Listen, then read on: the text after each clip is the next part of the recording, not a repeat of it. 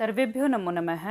आज हम 9वीं कक्षा का जो 5वां पाठ है सूक्ति मौक्तिकम उसके प्रश्न उत्तर करेंगे। अभी हम प्रश्न शुरू करते हैं। इसमें एक पदेन उत्तरम लिखित है। पहले प्रश्न में आपको एक पद में उत्तर लिखना है। पहला प्रश्न है वित्ततः क्षीणः कीदृशः भवति, कि अगर धन से कोई कमजोर है तो वो कैसा होता है।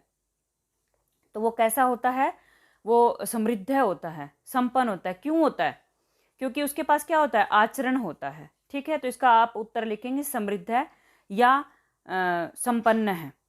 ठीक है, अगला है कस्य प्रतिकूलानि कार्याणि परेशान न समाचरित, किसके विपरीत कार्य दूसरों के साथ नहीं करने चाहिए। यानी कि अगर किसी के साथ तो वो गलत दूसरा प्रतिकूल कार्य उल्टा कार्य किया जाए तो वो दूसरों के साथ भी नहीं करना चाहिए। तो कस्य, तो उत्तर होगा आत्मन है।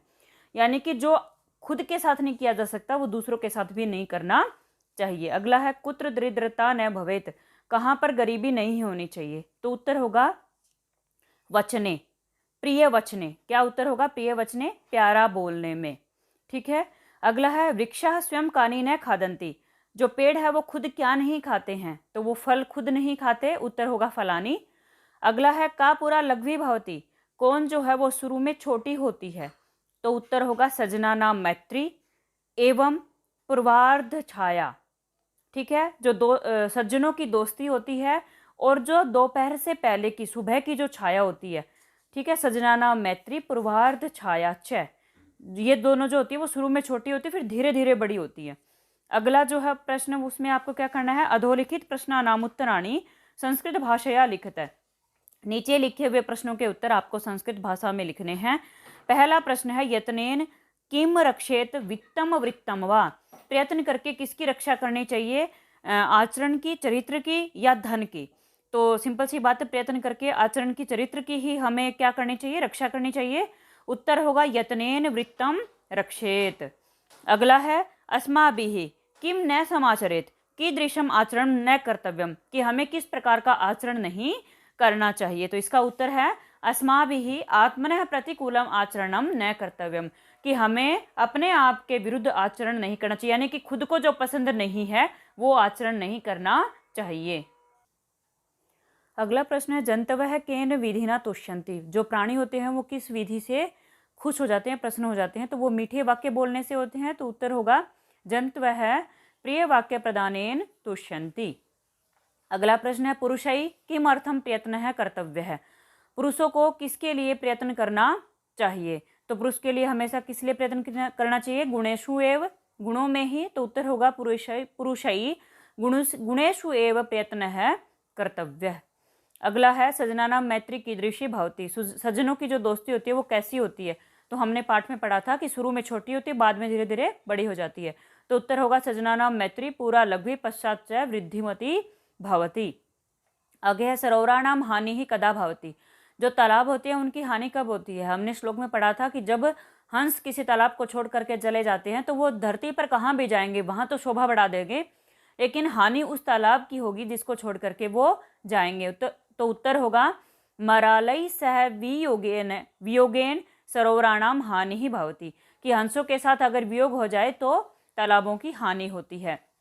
अगला प्रश्न है नद्याः जलम कदा अपेयम भवति, नदियों का जल जो है वो कब जो है वो अपेय होता है, पीने योग्य नहीं होता। तो हमने पाठ में पढ़ा था कि जब नदियां समुद्र में मिल जाती हैं तो वो खारी हो जाती है, पीने योग्य नहीं होती। तो उत्तर होगा समुद्रम आसाद्य नद्यः जलम अपेयम भवति, समुद्र में मिल करके नदी का जल अपेय होता है, पीने योग्य नहीं होता। दूसरा प्रश्न है कै स्तंभे विशेषणानि ख स्तंभे च विशेष्याणि दत्तानि तानि यथोचितम योजयत, कि कै स्तंभ में विशेषण दिए गए हैं और ख स्तंभ में विशेष से दिए गए हैं, उनको आपको सही तरीके से जोड़ना है।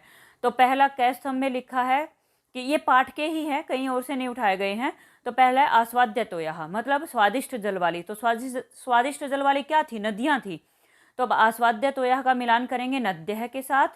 अगला है गुणयुक्त है, गुणों से युक्त। तो गुणों से युक्त क्या होता है, गरीब, की पाठ में था कि गुणों से युक्त जो गरीब होता है वो गुणों से रहित धनवान से ज्यादा अच्छा होता है।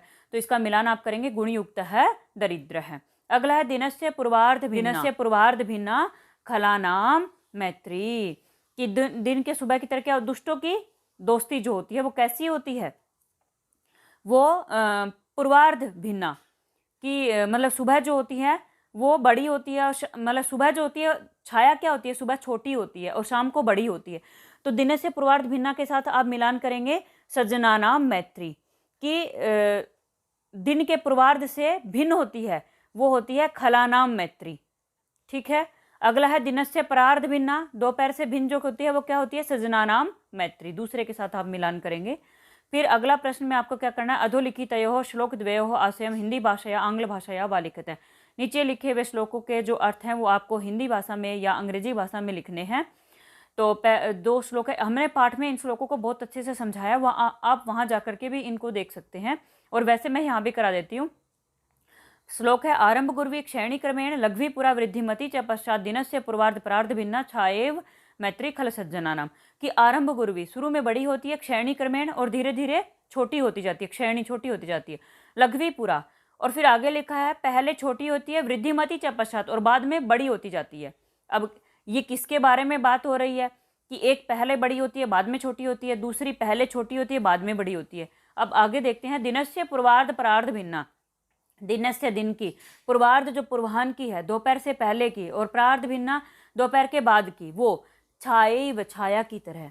कहने का मतलब है दोपहर से पहले की और दोपहर से बाद की छाया की तरह जो होता है वो क्या होता है कि जो छाया होती है वो सुबह छोटी होती है और शाम को बड़ी होती है। अब आगे समझते क्या कहना चाहता है, मैत्री खल सज्जना नाम, मैत्री दोस्ती, खल सज्जना नाम, खल होता है दुष्ट और सज्जना नाम सज्जनों की, दुष्टों और सज्जनों की मैत्री। कहने का मतलब क्या होता है कि दुष्टों की जो मैत्री होती है वो परार्ध भिन्ना, वो उसकी तरह होती है शाम की छाया की तरह, कि क्या होती है शुरू में क्या होती है बड़ी होती है, धीरे धीरे छोटी होती जाती है। और जो सज्जन लोग होती है उनकी दोस्ती कैसी होती है, शुरू में छोटी होती है धीरे धीरे बड़ी होती जाती है। अगला श्लोक है, प्रिय वाक्य प्रदानेन सर्वे तुष्यन्ति जन्तवः तस्मात् तदेव वक्तव्यम वचने का दरिद्रता। कि प्रिय वाक्य प्रदानेन, मीठे वाक्य बोलने से सर्वे सभी तुष्यन्ति खुश होते हैं, जन्तवः प्राणी, कि मीठे वाक्य बोलने से सभी प्राणी खुश होते हैं, तस्मात् इसलिए, तदेव वही, वक्तव्यम बोलना चाहिए, इसलिए वही बोलना चाहिए, वचने का दरिद्रता, वचने बोलने में का क्या दरिद्रता, गरीबी, बोलने में क्या गरीबी, यानी कि मीठे वाक्य बोलने में क्या गरीबी। अगला प्रश्न देखते हैं, अगले प्रश्न में आपको अधोलिखित पदेभ्यः भिन्न प्रकृतिकम पदम चेत्वा लिखित है। नीचे लिखे हुए पदों में आपको जो अलग पद है उसको छांट करके लिखना है। पहला है वक्तव्यम, कर्तव्यम, सर्वस्वम और हंतव्यम। तो यहाँ पे सबसे अलग जो है वो है सर्वस्वम। कारण क्या है, वक्तव्यम, कर्तव्यम और हंतव्यम में तव्यत प्रत्यय है, सर्वस्वम में तव्यत प्रत्यय नहीं है। अगला है यतनेन, वचने, प्रिय वाक्य प्रदानेन और मरालेन। इसमें जो सबसे अलग है वो है वचने। कारण क्या है, वचने में है सप्तमी विभक्ति, लेकिन यतनेन, प्रिय वाक्य प्रदानेन और मरालेन में है तृतीय विभक्ति का एक वचन, तो इसलिए वचने अलग है। अगला है श्रूयताम, अवधार्यताम, धनवताम और क्षम्यताम। इनमें सबसे अलग कौन है, इसमें है धनवताम। कारण क्या है, श्रूयताम, अवधार्यताम और क्षम्यताम में लोट लकार है, धनवताम में लोट लकार नहीं है। धनवताम का अर्थ होता है धनी, ठीक है, मतु प्रत्यय है एक तरह से, यहाँ पे धनवताम धनवान के लिए यहाँ पे आया है। फिर अगला है जंतव है, नद्य है, विभूतय है, परित है। यहाँ पे सबसे अलग है परित है। कारण क्या है, जो जंतव है, नद्या और विभूतय है, उन ये जो है वो बहुवचन है, प्रथमा व्यक्ति के बहुवचन है, लेकिन परिता का अर्थ होता है चारों ओर, और परिता का जो है वो शब्द रूप नहीं चलता, ठीक है, परिता जो है वो अव्यय है, ठीक है, तो इसलिए जो सबसे अलग है वो है परिता है। अगला प्रश्न है, स्थूल पदानि अधिकृत्य प्रश्न वाक्य निर्माणम कुरुत है। जो मोटे अक्षर लिखे गए हैं उनको लेकर के आपको प्रश्न निर्माण करना है। तो पहला है वृत्ततः क्षीणः हतः भवति, कि जो चरित्र से हीन हो जाता है, कमजोर हो जाता है, वो मारा जाता है। तो यहाँ पे जो अक्षर है मोटा वो है वृत्ततः, हम कहेंगे किस से, तो इसका उत्तर होगा कस्मात, ठीक है, क्या होगा, कस्मात। अगला है धर्म सर्वस्वम श्रुत्वा अवधार्यताम, कि जो धर्म का सार है उसको सुन करके धारण करो, हम कहेंगे क्या सुन करके, और क्या की संस्कृत होगी किम, तो धर्म सर्वस्वम की जगह पे आप क्या लिखेंगे, किम। अगला वृक्षाः फलम न खादन्ति, पेड़ फल नहीं खाते, तो यहाँ पे मोटा अक्षर है वृक्षाः, वृक्षाः जो है वो वृक्ष का बहुवचन है, ठीक है, तो हम कहेंगे कौन नहीं खाते, तो वृक्ष पुल्लिंग और बहुवचन है, तो आप करेंगे कह, कऊ, के। किम शब्द रूप पुल्लिंग में बहुवचन होता है प्रथमा का के, तो वृक्षाः की जगह पे आएगा के। अगला खलाना मैत्री आरंभ गुर्वी भावती, दुष्टों की दोस्ती शुरू में बड़ी होती है, तो यहाँ पे मोटा अक्षर है खलानाम, हम कहेंगे दुष्टों की। तो प्रश्न निर्माण जब करेंगे तो हम कहेंगे किसकी, दुष्टों की, का के की होता षष्ठी विभक्ति में। दूसरा एक बात ये याद रखेंगे कि का के की षष्ठी विभक्ति में, दुष्टों की। फिर है जो खल शब्द है पुल्लिंग है, तो आप क्या करेंगे यहाँ पे जो किम का पुल्लिंग का षष्ठी विभक्ति देखेंगे और बहुवचन, तो यहाँ पे शब्द आएगा केशाम की, किन की, खलानाम की जगह पे क्या आएगा, केशाम। अगला छठा प्रश्न है, आपको इसमें क्या करना है, अधोलिखितानि वाक्यानि लोट लकारे परिवर्तयत है। नीचे लिखे हुए वाक्यों को आपको लोट लकार में परिवर्तित करना है, बदलना है।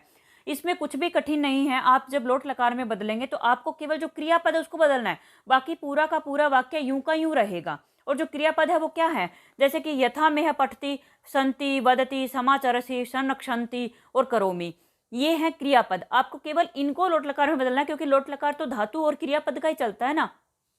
बाकी वाक्य पूरा पूरा यूं का यूं लिखिए, आपको कोई दिक्कत नहीं होगी, पूरा वाक्य आपका सही होगा। जैसे कि पहला है सह पाठम पढ़ती, वह पाठ पढ़ता है, तो सह पाठम यूं का यूं लिखिए और पठती का आप लोट लकार बनाइए।